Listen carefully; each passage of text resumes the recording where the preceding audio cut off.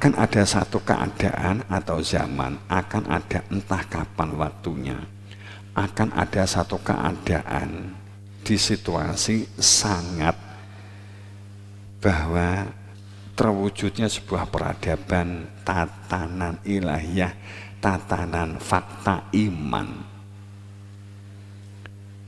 Sehingga karena sudah kentalnya dengan nafsu dan ego, bahwa beragama sekarang ini untuk menyuburkan ego. Agama sudah menjadi ranah politik, agama sudah menjadi ranah kultus, agama sudah menjadi ranah berpuas diri, berbangga-bangga, mukhtalin fakhur, sudah menjadikan alat untuk berbangga-bangga.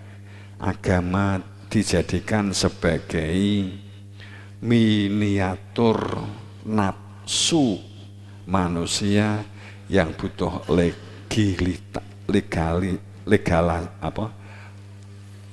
legal begitu ya, di dalam mengagungkan kepuasan nafsunya, legasi. Ini agama semuanya kan untuk kepuasan diri, bukan untuk penghambaan, untuk semakin menghilangkan ego, tapi untuk membangun fanatik, kultus, kaku, beku. Dan agama sudah menjadi alat transaksional. Pomone duwe pondok awak dhewe ngene iki ditekani, Pak, saya beli suaranya, santrinya, jamaahnya kan. Alat transaksional. Jadi sebagai alat politik, alat untuk menyuburkan ego, menyuburkan aku, menyuburkan nafsu. Tidak lagi menjadi alat membentuk struktur kultur sebuah peradaban menuju kepada Tuhan. Jadi itu faktanya sekarang kan sudah seperti itu. Agama sudah menjadi identitas. Sudah menjadi identitas. Sehingga saat kowe nganggo kopiah beda, munyleni di dhuwur, kamu langsung diolok-olok, kamu itu Yahudi kan gitu. Sudah menjadi identitas.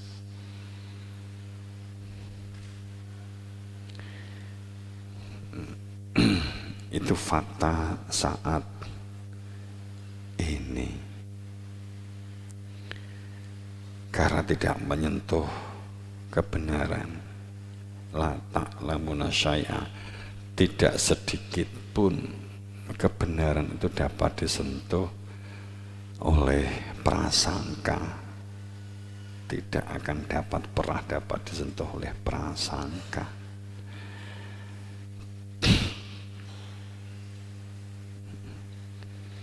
Saya kandel jilbabe, saya kandel kopiahe, saya kandel dan mahal baju muslimi, berarti saya ngulama kan gitu. Sekarang kan begitu.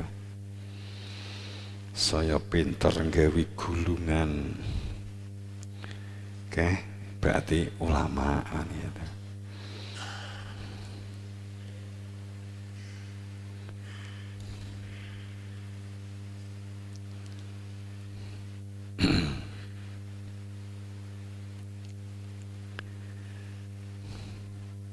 Karena sesungguhnya untuk melihat Tuhan adalah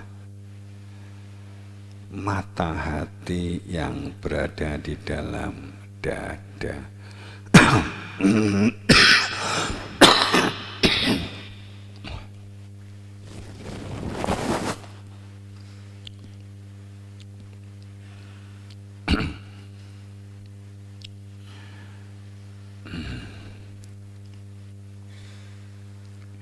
Itulah keadaan saat ini.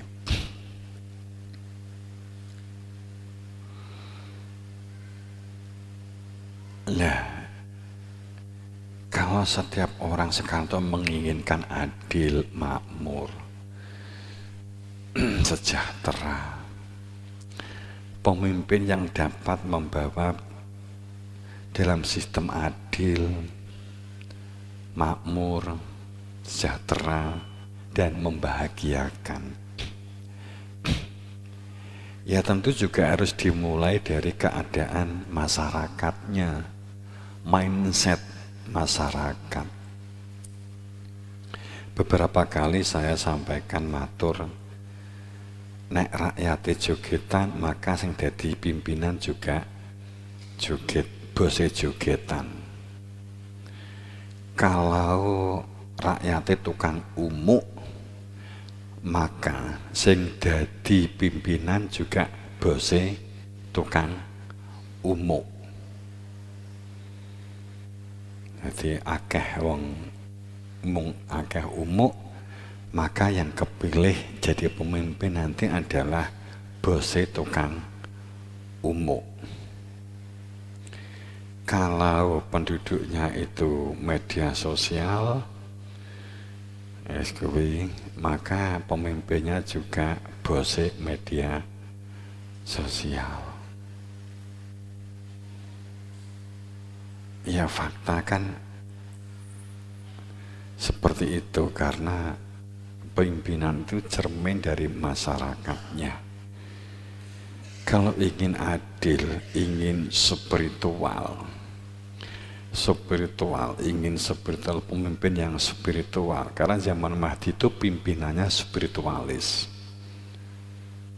Spiritual itu bukan dalam pengertian apa jenenge kae. Jadi spiritual itu dalam karakter, bukan orang sing ahli ibadah, bukan sing ketoke nganggo kopiah, nganggo sorban, nganggo, bukan, itu bukan spiritual. Spiritual bukan itu. Jadi spiritualis itu kekuatannya ada pada karakter kepedulian. Artinya bahwa kalau dia memikirkan semesta, rakyat, memastikan manusia bermanfaat bagi kehidupan banyak manusia, maka dia otomatis terlibat di dalamnya. Jadi kepeduliannya adalah tinggi. Cirinya memiliki kepedulian tinggi, tidak dikendalikan oleh ego dan nafsunya. Itu ciri spiritual. Jadi ahli ibadah, terus ahli pakaiannya ketoke kaya agamis begitu. Jadi orang agamis dan orang spiritual itu berbeda. Jadi kalau agamis itu dulu astagfirullahaladzim per dua tarikan nafas, subhanallah, masya Allah, itu nanti kupingnya jenuh kaya ngidulak Gusti Allah tinggi dolanan. Tahu pedok wong ngono kuwi ta? Dilu masya Allah, subhanallah, cangkeme kaya kenal-kenal Gusti Allah.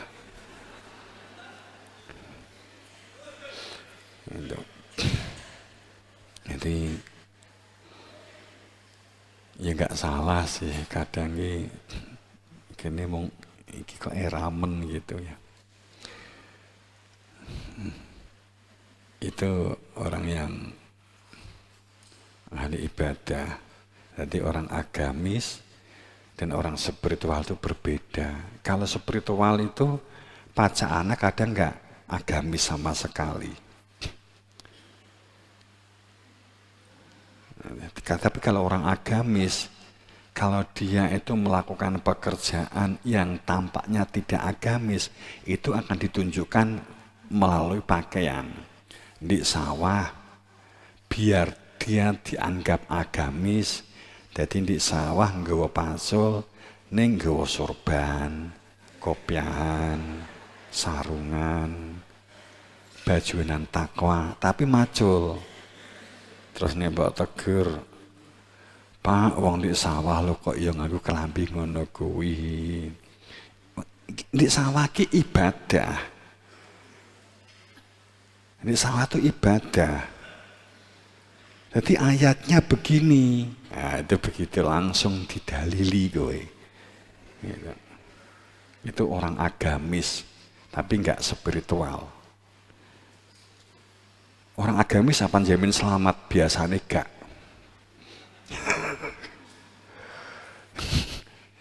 Nek iki gregetan lho ya, wong gregetan. Jadi agamis itu kadang itu wongnya kaku, beku, merasa diri hebat. Jadi nggawa pacul kuwi lho, sing siji nggawa pacul, sing siji nggawa tasbih.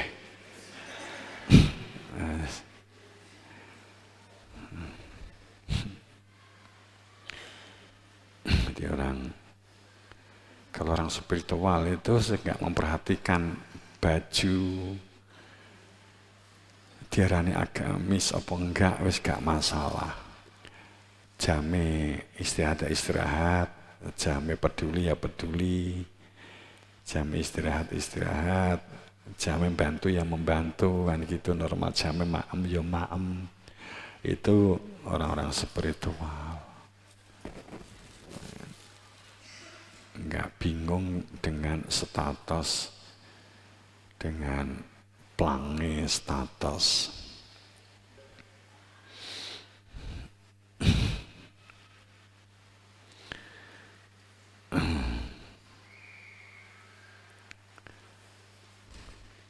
Karena sekali lagi ciri orang yang spiritual itu peduli, membantu, saling bantu, menolong untuk menjadi manusia yang bermanfaat bagi lingkungan, keluarganya, masyarakatnya. Itu ciri orang yang spiritualnya tinggi. Semakin tinggi spiritual, egonya itu semakin tipis. Tidak mudah menjadi manusia kepo. Tidak menjadi manusia yang mudah berprasangka. Tidak menjadi manusia yang mudah menilai orang lain tanpa mengenalnya lebih dulu. Karena dia akan membuat narasi-narasi positif. Sedang narasi yang negatif pada seseorang cenderung ditutup. Itu jadi orang spiritualnya tinggi. Jadi kalau ada teman, saudara, orang lain yang negatif itu nggak begitu dibicarakan. Jadi nggak dibicarakan. Yang dicari itu adalah positifnya orang itu. Itu ciri orang spiritual. Tapi kalau orang agamis itu cenderung fanatik. Kalau gak gelem nganggo klambi kaya awake dhewe ya. Itu wis kan fasik ngono kae kan gitu. Kamu musyrik. Itu ciri orang bisa jadi orang agamis itu seperti itu.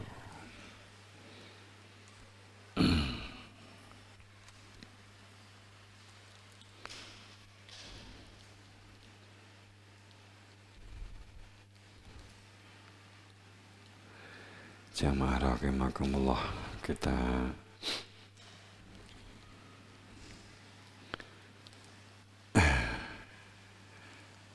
maka peradaban ini yang dibangun. Tadi di awal saya matur bahwa akan ada kondisi saat dalam membangun sebuah peradaban yang saya mulai dari pemimpin itu cerminan dari rakyat. Nek rakyatnya selometan, pemimpinnya adalah bose selometan. Gitu. Eta. Nek rakyatnya itu wis rono-rono mangan, pemimpinnya ya tukang mangan. Nah, untuk menjadi rakyatnya itu spiritual dalam kebenaran, Karena memang spiritualnya tinggi, maka pemimpinnya juga spiritual. Lah itu yang sesuatu yang kayaknya itu kan nggak mungkin. Maka salah satu kenapa pasti terjadi huru-hara, horeg, dunyo. Itu ya karena memang pemimpin itu cerminan masyarakat.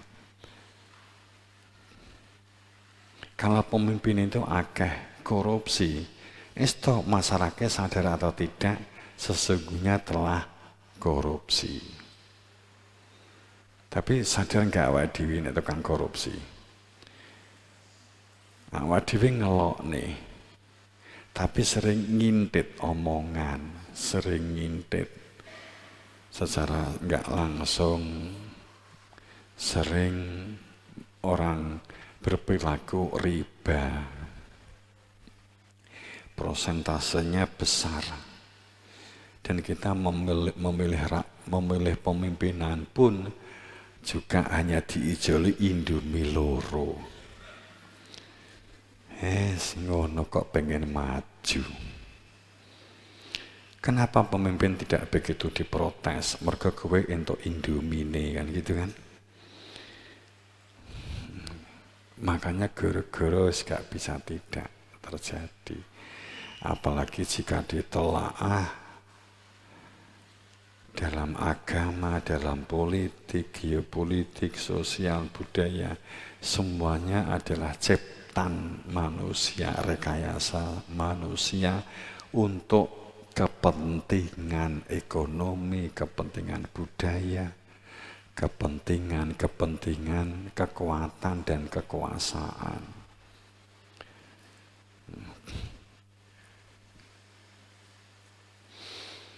Ini fakta-fakta kehidupan.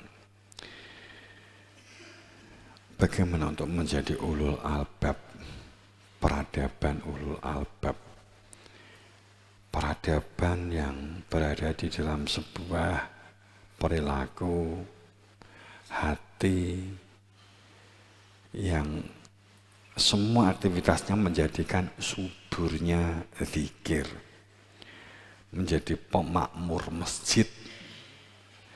Masjidnya dodone diwi-diwi, ini dimakmurkan dengan langgengnya zikir.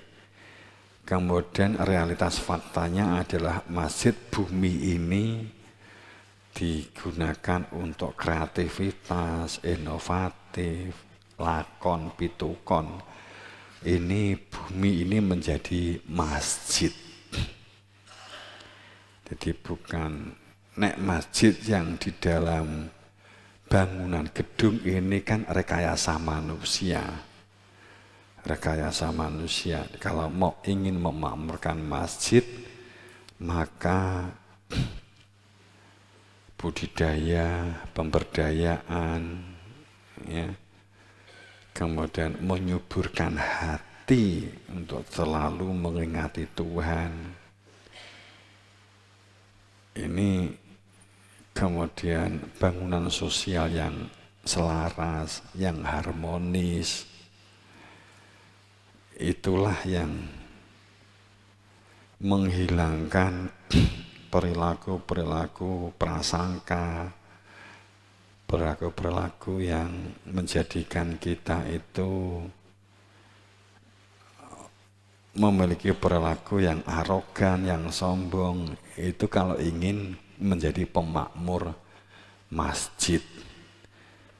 Jadi kalau dikatakan masjid, ya bumi yang kita pijak ini, ya, kemudian asar sujudnya itu tanaman-tanaman itu, atau asar sujudnya adalah di dalam dada ini menjadi bahagia, menjadi tentram karena zikirnya semakin kokoh.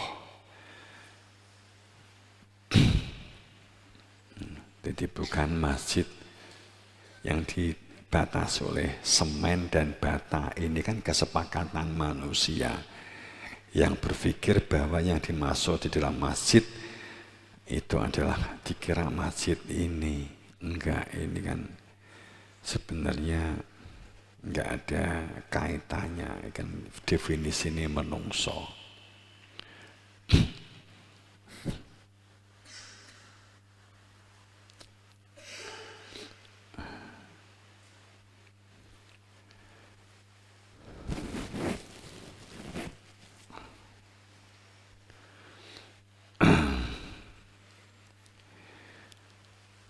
Peradaban inilah teman-teman yang butuh kita bangun, mulai membangun dalam diri kita masing-masing, melatih sesuatu yang sifatnya krusial, yang simpel ya, untuk mencabut berbagai pola negatif yang ada di dalam benak dan pikiran kita. Itu yang akan terselamatkan. Akan ada satu saat keadaan goro-goro pasti terjadi. Bencana besar pasti terjadi. Situs-situs yang sekarang masih terpendam, jika muncul ke permukaan, itu munculnya tidak dalam kerangka menguatkan perilaku berhala. Maka muncul itu nanti disertanya dengan sebuah manfaat atau faedah bagi kehidupan. Jadi tidak untuk membangun keberhalaan, pemberhalaan. Di Indonesia pomen agak candi bermunculan, kemudian orang Indonesia ini bangga sombong kepada negara lain yang nggak jadi muncul. Karena peradaban yang dibangun itu adalah peradaban andap asor.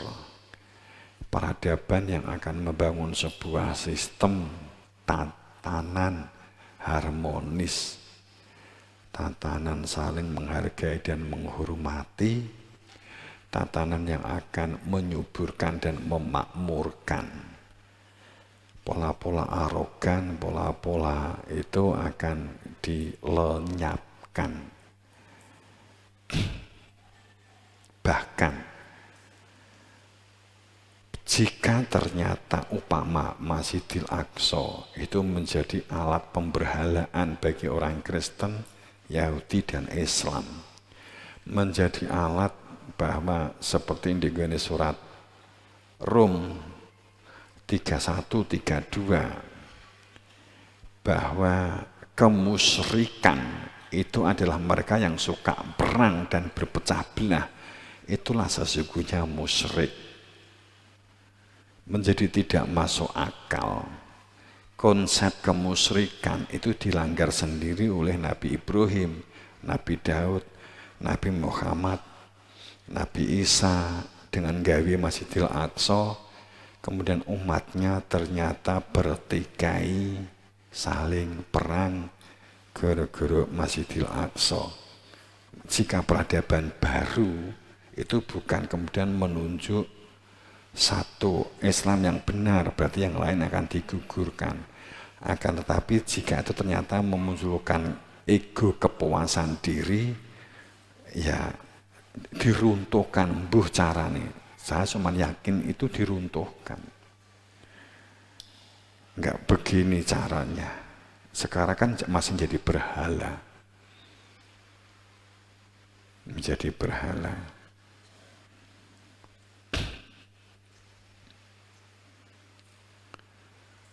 Jadi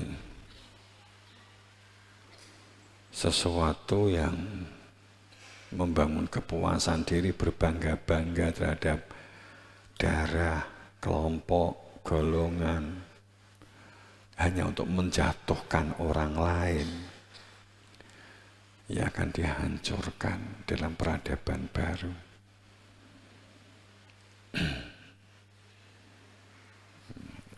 Yang dimunculkan peradaban nubuah, peradaban karena hati mengenal Tuhan. Yang abai dengan keberadaan Tuhan, ya akan dihancurkan. Akan ada saat, memang akan ada saat kingko sing bener ngendi ya kan gitu. di antara sekian banyak ini, agama-agama kepercayaan, itu disaring, akan ada situasi penyaringan habis-habisan. Dan kayaknya ini mulai titiwanci. Kemarin saya pertemuan dengan berbagai pihak, kemudian ditunjukkan data-data secara fisik, pun ada data-data yang non fisik. Itu sinyal-sinyal ini juga semakin kuat mengarah ke sana. Saya hari Senin, saya baru pulang tadi. Ini,